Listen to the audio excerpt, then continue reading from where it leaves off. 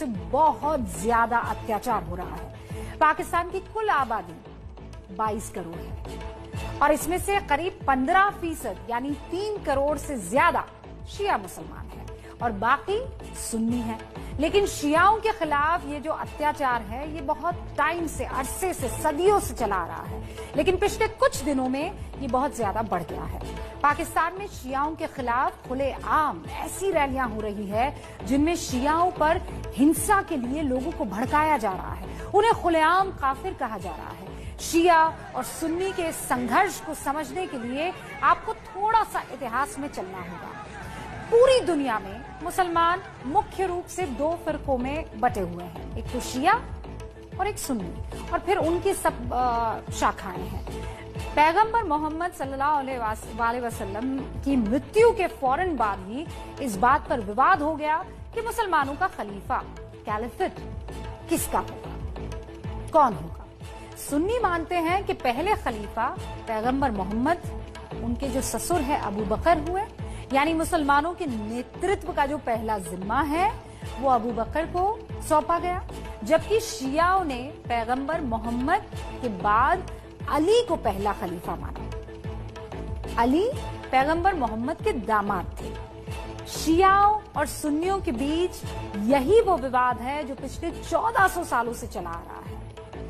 अली के बेटे इमाम हुसैन करबला की लड़ाई में शहीद हुए थे और उन्हीं की याद में शिया मुहर्रम मनाते हैं, अपने शरीर को कष्ट देते हैं, मातम करते हैं, जबकि सुन्नी मुहर्रम में अपने शरीर को कष्ट नहीं देते, मातम नहीं करते और इसे सही भी नहीं मानते हैं मातम को। इसके अलावा दोनों के तौर तरीके लगभग एक है, दोनों की ज्यादातर धार्मिक आस्थाएं, आप कैलिफेट को यानी खलीफा कौन को छोड़ दीजिए तो रीति रिवाज, धार्मिक आस्थाएं लगभग एक जैसी है, त्योहार भी एक ही जैसे हैं।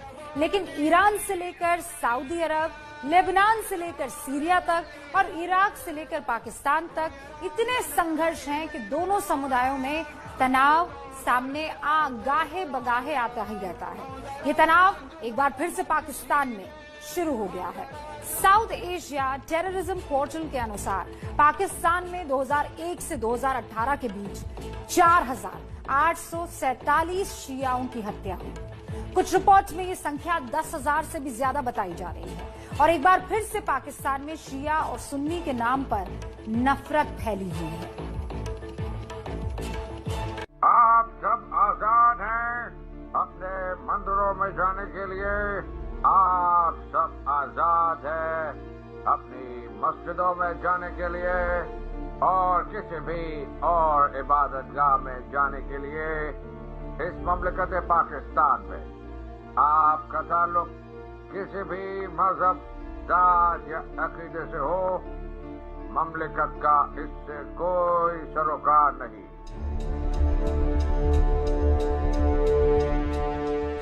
ये मोहम्मद अली जिन्ना का वो भाषण है जिस पर पाकिस्तान में कभी अमल नहीं हुआ। पिछले 73 सालों में पाकिस्तान एक ऐसा मुल्क बन गया है जहां सिर्फ दहशत और नफरत का कारोबार होता है। हिंदुओं पर तो यहाँ अत्याचार होते ही हैं, लेकिन अब शिया मुसलमान भी पाकिस्तान में सुरक्षित नहीं हैं। इसी महीने 11 तारीख को कराची में शियाओं के खिलाफ एक ऐसा जुलूस निकाला गया जिसमें लाखों लोग शामिल हुए।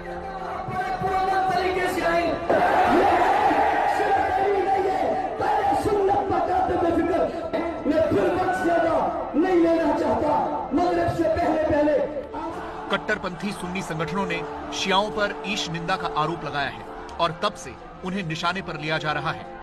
आरोप है कि मुहर्रम पर एक शिया धर्मगुरु की तरफ से ईश निंदा की गई।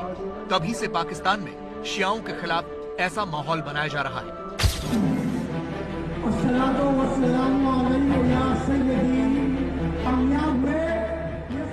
ये रैली शिया विरोधी समूह सिपाही सहाबा के लोगों ने आयोजित की थी। ये एक आतंकी संगठन है और इस पर बैन है और इस संगठन के लोगों पर शियाओं की हत्या का आरोप भी है, लेकिन इसके बावजूद इसके सदस्य इस रैली में शामिल हुए।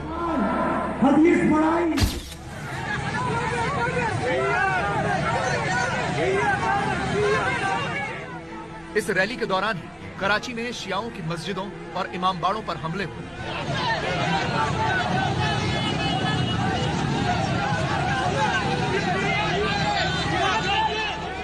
उनके खिलाफ भड़काऊ नारेबाजी हुई और शियाओं को काफिर भी बता दिया गया।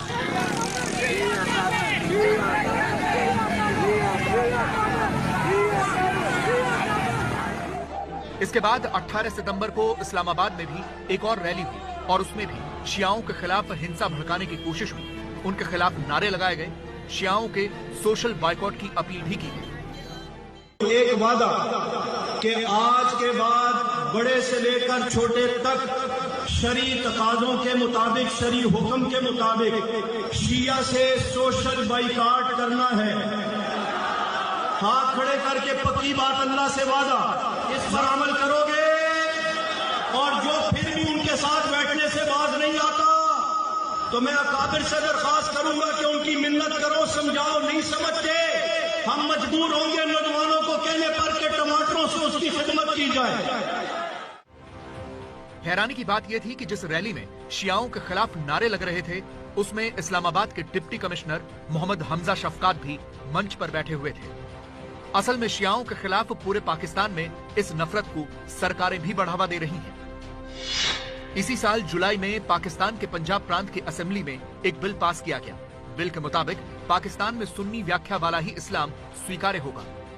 इस बिल का शिया मुसलमानों ने विरोध किया तो सिर्फ अगस्त में ही शियाओं के खिलाफ ईश निंदा के 42 मामले दर्ज कर लिए गए। एक 3 साल के शिया बच्चे के खिलाफ भी ईश निंदा का मामला दर्ज हुआ है। सदाकत अगर मिनिस्टर करें। पाकिस्तान में शियाओं के खिलाफ हमले इतने बढ़ गए कि यह मामला पाकिस्तान की संसद में भी उठा। पाकिस्तान पीपल्स पार्टी की शेरी रहमान ने शियाओं के मारे जाने के खिलाफ आवाज उठाई है।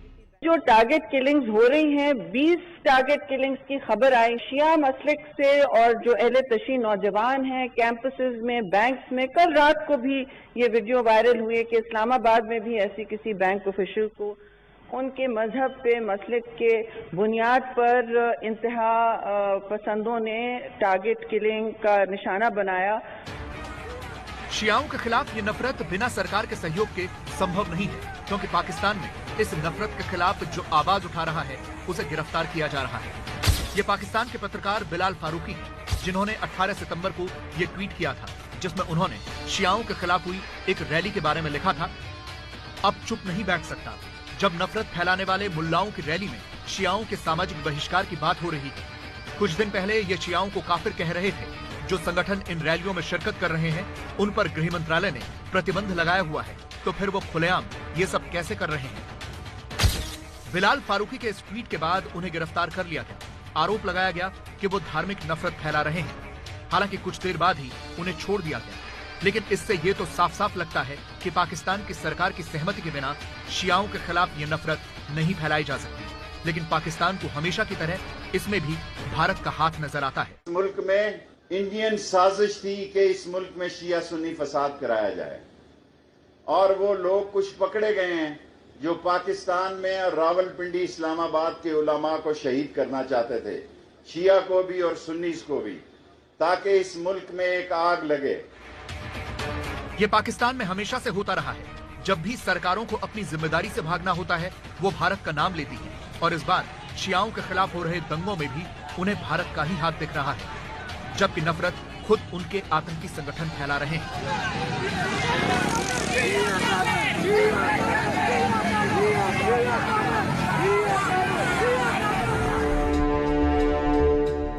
भारत में शियाओं का एक बहुत बड़ा समुदाय रहता है और यहाँ सुन्नी और शियाओं के बीच ऐसे तनाव की कभी कोई खबर नहीं आई। पाकिस्तान में शियाओं पर हो रहे इन अत्याचारों से भारत का शिया समुदाय भी आहत है।